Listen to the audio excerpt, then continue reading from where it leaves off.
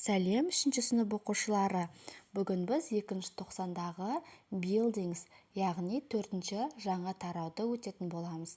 48-ші, 49-ші, 50-ші бетіндегі барлық сабақтарды бірге орындап, тапсырмаларды жазатын боламыз. Олай болса, 48-ші бетті ашамыз. Buildings тақырыбын, ол жерде балдар суреттер берілген, яғни бөлмелер беріліп қойған, әр бөлменің өзінің ағылшынша атауын жазып қойған, және мен қасына қазақша аудармасын жазып қойдым балар. Қазір мен барлық сөздерді оқып шығамын, менен кейін қайталап отырыңдар. Бірінші бөлме бізде bathroom, яғни жуынатын бөлме. Келесі bedroom, жатын бөлме. Келесі hall бізде ортаңғы бөлме, яғни дәліз. Келесі living room, қонақ бөлме. Kitchen, асхана. Garage бізде гараж. Garden, бақша. Міне балалар, жаңа сөздерді жазып, жаттап алсаңдар болады.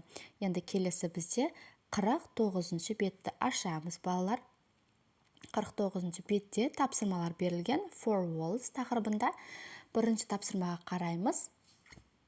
Exercise 1. Look at the picture. Which rooms are on the ground floor? Which rooms are on the first floor?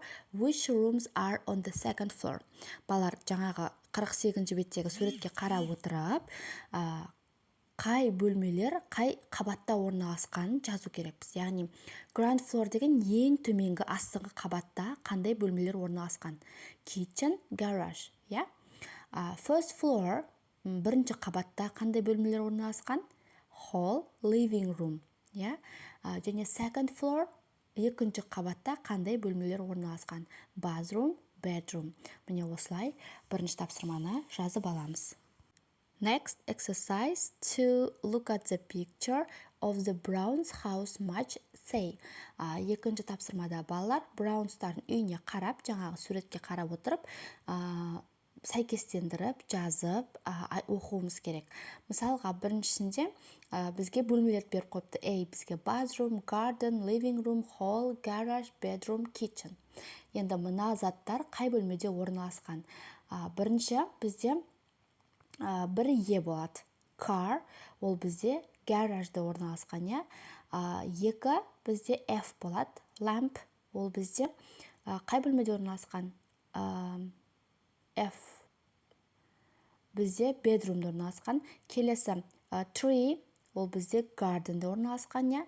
Mirror, ол бізде hallда орналасқан. Bath, ол бізде bathroomда орналасқан. Bookcase бізде living roomда орналасқан. Fridge, ол бізде kitchenде орналасқан. Cooker, ол бізде kitchenде орналасқан. Және sofa, ол бізде living roomда. Armchair, ол бізде living roomда орналасқан. Міне осылай әріптеп жазып шықтым. 1i, 2f, 3b, 4d, 5a, 6c, 7g, 8g, 9c, 10c деп жазып шықтым. Және қасына не орналасқан жазып кеттім балдар. Мен екеуін ғана оқиын, мысалға, ары-қарай өздерін оқып, көшіп жазсаңдар болады. There is a car in the garage. There are 2 lamps. There are 2 trees in the garden. Міне балалар, осылай екінші тапсырманы орындап қоямыз. Келесі балалар, үшінші тапсырма. Ол жерде тыңдап, мына жерге дұрыс жерге, яғни қайсы дұрыс келеді, сол жерге біз птичка қою керек. Біз белгілеп, және астына тыңдап птичка қойып, біз айтып беруіміз керек. Then say, what did the Omarovs buy for their new house yesterday? Listen and tick. Омаровтар отбасы кеше жаңа үйлеріне нелер сатып алды? Мен оқып берем. The Omarovs bought some things for their new house yesterday. They bought a lamp for the bedroom. They bought 4 chairs for the kitchen. They bought a table for the garden too. Мына жерге белгілеп қойдым балалар, және астына жазып қойдым. Үшінші тапсырманы соны айтып берсеңдер болады. Енді балалар, 49-ші бетті орындап болсақ, 50-ші бетке қараймыз. Our town, біздің қалашық деп аталады тақырып. Exercise 4, төртінші тапсырма, listen, point and repeat, then match. Тыңдаймыз, белгілейміз және қайталаймыз және сәйкестендіру керекпіз. Мына жерде аттары берілген және ғимараттар берілген. Бірінші суретке қараймыз. Қандай сурет? Бұл не деп ойлайсыңдар, балалар? Бұл банк. Келесі B суреті не деп ойлайсыңдар, балалар? Төбедегі сөздерді қолданып отырып қою керекпіз. Ол бізде B суреті өзі bakers деген наубайхана. Келесі hospital, аурухана, балалар. C суреті. D суретіне нені көріп тұрсыңдар, балалар? Етті көріп тұрмыз, яғни butchers бізде ет дүкені. Келесі supermarket. E суреті supermarket, F суреті бізде greengrocers бізде балар жеміс жидек дүкені болады.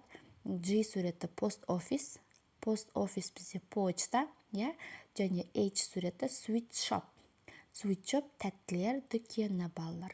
Міне мен қасына қазақша аудармасында жазып қойдым және белгілеп қойдым. 1D, 2F, 3A, 4G, 5C, 6B, 7E, 8H. Осылай төртінші тапсырманы орындаймыз. Next, exercise 5. Read and match. Оқимыз, сәйкестендіреміз, балалар. Суретке қарап отырып, астындағы сөздер сәйкестендіру керекпіз. Мысалға, бірінші you can get, ненің суретін көріп тұрмыз? Нанның, bread. You can get bread from bakers. Яғни нанды біз наубайханадан аламыз, балалар. Екіншісін қараймыз. You can get, нені көріп тұрмыз? Тәттіні көріп тұрмыз. Sweet. You can get sweets from sweet shop. Тәттіні тәтті дүкеннен аламыз. Келесі. You can get, нені көріп тұрмыз? Алма, apple. You can get apple from greengrocers. Жеміс жидек дүкеннен аламыз. Және төртінші. You can get meat from butchers.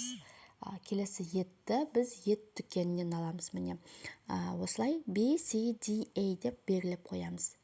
Келесі 6-шы тапсырма let's play. Бұл ойнау, балалар. 3 минуттың ішінде осы сөз тез айтуымыз керекпіз.